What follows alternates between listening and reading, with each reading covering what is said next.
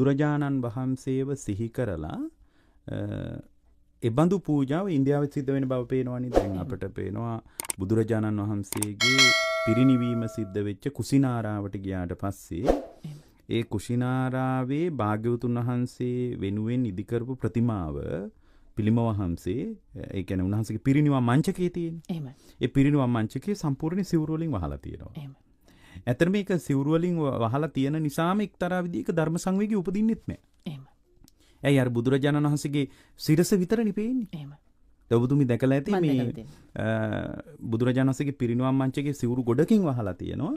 ඒ සිවුරු ගොඩකින් වහලා සිරස විතරක් පේනවා. ඒ නිසා මේ අර ධර්ම සංවේගය උපදව ගන්න කෙනෙකුට එතනට ගිහින් අනේ මම සරණ ගිය බුදුරජාණන් වහන්සේ මෙතනදී පිරිනිවන් පෑවා නේද කියලා මේ බුදුරජාණන් වහන්සේව දැක්කට පස්සේ අර ධර්ම සංවේගය උපදින ගතිය යම්කිසි අඩුවක් තියෙනවා. අනිත් එක තමයි දැන් ඔය අවකන ප්‍රතිමාවට සිවුරු පැලඳවීමේ සංසිද්ධිය ඒගොල්ලෝ කියන කතාව තමයි දැන් ඒ සිවුර පලන්දපු මහත්තයටත් කියන්න කතාවක් තියෙනවනේ. එහෙම. ඒතකොට එයාගෙන් අහනකොට එයා කියන්නේ මේ මම ජීවමාන සංඥාවෙන් බුදුරජාණන් වහන්සේට පූජාවක් කළා.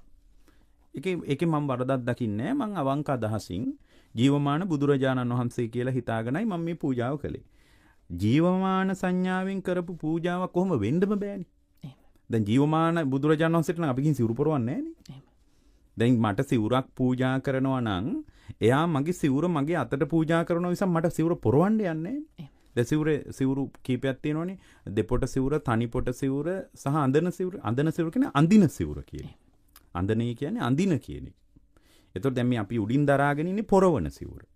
ඒතකොට අපිට කවුරුත් සිවුරු පොරවන්න ඉන්නේ නැහැ. දැන් මට සිවුරක් පූජා කරනවා නම් මං ඉස්සරහට ගෙනල්ලා කවුරු හරි කෙනෙක් මට සිවුරක් පූජා කරන්න උවමනාව තියෙනවා නම් එයා මගේ අතට සිවුර දීලා අනේ හාමුදුරනේ මේක ඔබ වහන්සේ පොරවන්න ඔබ වහන්සේට පූජා කරනවා කියලා පූජා කරනවා. එතකොට මට ජීවමානව කරපු පූජාව විතරත සහිතයිනේ. එහෙමයි.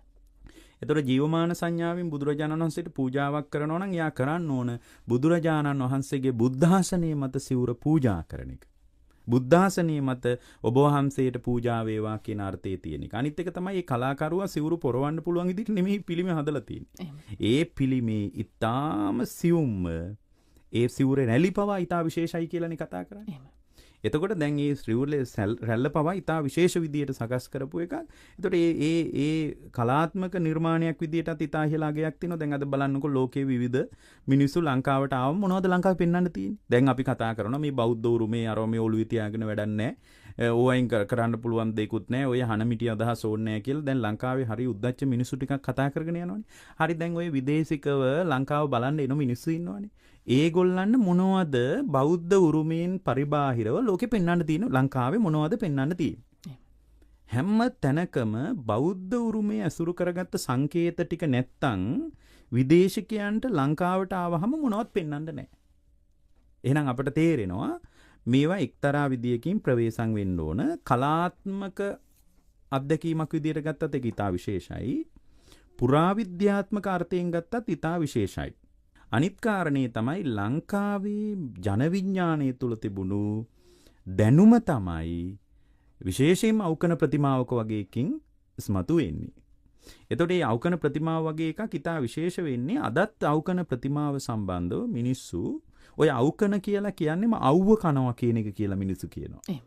එතකොට ඒ කාලේ මිනිස්සු කරන්නේ මේ මිනිස්සු කලින් කරලා තියෙනවා. දැන් නම් කරනවද මන් දන්නේ නැහැ. කලින් මිනිස්සු කරලා තියෙනවා මේ වේගයෙන් පායනකොට ග්‍රීස්ම ඍතුවේ ඔය පිළිමේ නාවලා තියෙනවා මේ වැහි දෙයියන්ට පේන්න කියලා. එහෙම. ඒ මිනිසුන්ගේ ජන විශ්වාසයක් ජනශ්‍රුති වල තිබුණ එක්තරා විශ්වාසවන්ත අත්දැකීමක්. එතකොට වහිනවා කියලා කතාවක් මිනිස්සු අතර තිබිලා තියෙනවා. ඒකත් එක්තරා විදිහක හිත හදා ගන්න දරපු උත්සාහයක් වෙන්න ඇති. කුඹුරු පාළු වෙනකොට ගොයම වේලිලා යනකොට අස්වැනු නෙලා ගන්න බැරි වෙනකොට මිනිස්සු හිත හදා ගන්න දරපු උත්සාහයක්. අනිත් එක තමයි මේ ප්‍රතිමාවට සිවුරු පැලඳවීමේ සංසිද්ධිය ඇතුලේ ඔබතුමී දැක්කද දන්නේ නැහැ මේ පිළිමේ අර සිරස හරියටම ගොඩ වෙනවා මිනිස්සු දෙන්නේ. ඔව් ඒක මම හිතන්නේ ඡායාරූප වාර්තා කරා. වාර්තා කරා. එතකොට මේ පිළිම පොරවන්න ගිහින් ඒ කරපු ක්‍රියාවලිය ඇතුලේ පුරාවිද්‍යාත්මකව සහ සාහිත්‍යමය වශයෙන් සංස්කෘතිකමය වශයෙන් කලාත්මක වශයෙන් වැදගත් ඉතා විශ්මිත නිර්මාණයකට වෙන්න තිබුණ හානිය ඉතා වැඩි. එහෙම. එතකොට දැන් පුරාවිද්‍යා දෙපාර්තමේන්තුවේ නියෝජනයේ නම් කියපු කතාව ඇතුලේ පොඩි අඩුපාඩු ටිකක් තියෙනවා. එතකොට ඔවුන්ගේ නියෝජනය ඇතුලේ බරපතල කතා කරන්න ගොඩක් කතා තියෙනවා. නමුත් මේක අපි දැන් බලන්න ඕන මේ ධර්ම සාකච්ඡාවකදී. එතකොට ඔවුන්ගේ මේ ශ්‍රද්ධාවේ නියෝජනය සහ මේක බෞද්ධ ශ්‍රාවකයෙකුට කොච්චර අර්ථ සහිතද කියන එකනේ. එතකොට දැන් මේක ඇතුලේ අපිට පේන්නේ මිනිසුගේ ශ්‍රද්ධාවේ නියෝජනය. දැන් මහා සෑය ගත්තාම රුවන්වැලි සෑය ගත්තාම සමහර රජවරු රුවන්වැලි සෑයට කරපු අරුම පුදුම පූජා තියෙනවා. ඒ හැම පූජාවක් ඇතුළෙම ප්‍රතිපත්ති ශාසනය බැබලවීමේ අර්ථයක් වුණ තිබුණා. දැන් ලංකාවේ ජීවමාන සංඥාවෙන් කිය බුදුරජාණන් වහන්සේ වෙනුවෙන් කරන පුද පූජා දිහා බැලුවහම අපට තේරෙනවා ඒවායේ අර ඊටා ගැඹුරු පදනමක් නැහැ. අර ශ්‍රද්ධාව යෙදෙන තැනක ප්‍රඥාව යොදා ගන්න බැරි වීමේ අර්බුදය තමයි ওই සිවුරු පැලඳවීමේ කතාව ඇතුලේ පේන්නේ. ඒ වගේම අපේ හැමදෙරේ දැන් අපි අනිත් පැත්තෙන් බලුවොත් එහෙම ඉන්පස්සේ ඇතිවෙච්ච සමාජ ප්‍රතිරෝධය හරහා ඔවුන්ගේ සිත්වල බරපතල කඩාවැටීමක් ඇති වෙන්නේ නැති නැවත මේ වගේ අපි පින්කම් වලට කරන්නේ නැහැ වගේ හැඟීමක් ඇති වුණොත් මෙතනදී අපි හිත හදාගන්නේ කොහොමද? මෙහෙමයි දැන් ඇත්තටම මේ වගේ පින්කමක් කරන්නේ නැහැ කියන එකට වඩා ජීවමාන සංඥාවෙන් නම් පින්කම් මෙහෙම නෙමෙයි කරන්න ඕන කියන අර්ථය ගත්තනම් හොඳයි. ඒ කියන්නේ ජීවමාන සංඥාවෙන් බුදුරජාණන් වහන්සේ ජීවමානව වැඩ ඉන්නවා කියන අර්ථයේ මනස තුල ගොඩනගාගෙන පින්කමක් කරනවා නම් අපි පින්කම් කරන්න ඕන මෙහෙම නෙමෙයි කියන අර්ථය ගන්න එක හොඳයි. එහෙනම් කොහොමද කරන්න ඕන? ඇත්තටම ජීවමානව බුදුරජාණන් වහන්සේට අපි සිවුරු පොරවන්න යන්නේ නැහැ. දැන් අද බුදුරජාණන් වහන්සේ වැඩ හිටියොත් මේ ස්වාමීන් සිවුරක් ගෙනාවා මේ ඔබ වහන්සේට පොරවන්නම් කියලා කවුරුවත් බුදුරජාණන් වහන්සේ ඉස්සරහා සිවුර පොරවන්න යන්නේ නැහනේ. ඒතකොට අපි කරන්නේම භාග්‍යතුන් වහන්සේ උදෙසා මේ සිවුර පූජා වේවා කියලා උන්වහන්සේට පිළිගන්වන එකනේ. එතකොට පිළිගැන්වීමේ අර්ථය නම් මතුවෙන්න ඕන. ප්‍රතිමා උඩට ගොඩ වෙන එක කිසිම වැදගත්කමක් ඇති දෙයක් නෙමෙයි. ඒක බුද්ධාසනයෙන් අපේ සාකච්ඡාව ඉවර කරන්න ඕන එක. ඒ කියන්නේ බුද්ධාසනයේ මත භාග්‍යතුන් වහන්සේගේ පුදසුන මත මේ සිවුරු පූජාව සිද්ධ කොට ඔබ වහන්සේට මේක පූජා වේවා කියන අර්ථයෙන්ම හැරෙන්න ඕන එක.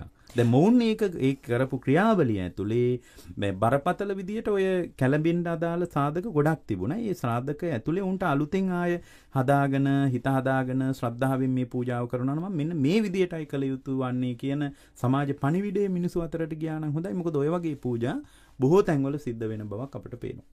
අපි හැමදෙරේ බුදුරජාණන් වහන්සේගේ ධර්මය තුළ උන්වහන්සේගේ කිසියම් විදියකින් උන්වහන්සේම වදාරලා තියෙනවද මට කරන පූජාවන් මෙන්න මේ ආකාරයටයි කළ යුතු කියලා සඳහන් වෙන තැනක් තියෙනවා. නෑ එහෙම සඳහන් වෙන්නේ නැහැ. බුදුරජාණන් වහන්සේලා කවදාවත් කියලා නැහැ මෙන්න මේ ආකාරයට පූජාවන් කරන්න කියලා.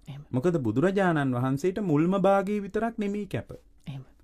දැන් බුදුරජාණන් වහන්සේ කවදාවත් අපට දේශනා කරලා නැහැ මුල්ම භාගයේ තමයි මහණෙනි කැප මට මුල්ම කොටස විතරක් පූජා කරන්න කියලා.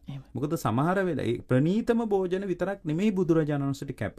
සමහර වෙලාවට රජවරු, මැති ඇමතිවරු, සිටුවරු භාග්‍යවතුන් වහන්සේගේ බුද්ධ පාත්‍රයට දාන ටිකක් බෙදන්න මග බලාගෙන ඉන්න වෙලාවක උන්වහන්සේ බොහොම දුර්වල තැනකට ගිහින් දාන ටික වළඳනවා. ඊටාම දුර්වල තැනකට ගිහින් දානි වළඳනවා. සමහර විට ඒ භෝජන ඊටා ප්‍රණීත ඒවා නෙමෙයි. සමහරට ඒවා අග්‍ර භෝජනයක් නෙමෙයි අවසාන භාගයේ වෙන්නත් පුළුවන්. දැන් බුදුරජාණන් වහන්සේට මුල්ම භාගයේ විතරක් නෙමෙයි මධ්‍යම භාගයත් කැප බව අපි මතක තියාගන්න ඕනේ. අවසාන භාගයත් කැප බව මතක තියාගන්න ඕනේ. ඒ නිසා තමයි අපි සරණ ගිය බුදුරජාණන් වහන්සේ දන් කුඩ ටිකකුත් වළඳලා සමහර දවස්වලට එදින කාලය ගත කරලා තියෙනවා. එහෙනම් අපිට එකෙන් තේරෙනවා බුද්ධ ශාසනයේ බලාපොරොත්තු වෙන්නේ කෙබඳු විදියටද? බුද්ධ ශාසනයේ අර්ථය මොකද්ද දානය ඇතුලේ? මිනිසුන්ගේ දානේ පදනම් කරගෙන බුද්ධ ශාසනයේ මිනිසුන්ගේ ජන විඥානය තුල පැල කරන්න හදන අර්ථය මොකද්ද? හැබැයි එහෙම කියලා අපි දන් කුඩ පුදන්න ඕනේ නැහැ. මොකද අපි සලකන්නේ මේ තුන් ලෝකේ අග්‍රතම ශ්‍රේෂ්ඨම සුන්දරම මුනිවරයෙක් හැටියටයි අපගේ බුදුරජාණන් වහන්සේ. ඒ නිසා බුදුරජාණන් වහන්සේට සිදු කර හැකි අග්‍රතම පූජා මේ වෙලාවේ සිද්ධ කරන්න පුළුවන් හොඳම විදියට අපි පුද පූජා කරන එක හොඳයි. මොකද මේ පුද පූජාව ඇතුලේ අපි හිත හදාගන්න විදිය අපේ මනස තුල ගොඩනැගෙන සිතුවිලි අපට විශාල යහපතක් කරනවා. නමුත් ඔබතුමිය අහනවා වගේ මේ බුද්ධ ශාසනය මෙන්න මේ විදියට කළොත් තමයි මට කැප මේ විදියට කළේ නැත්නම් මට කැප නැහැ කියලා එහෙම කන්නේ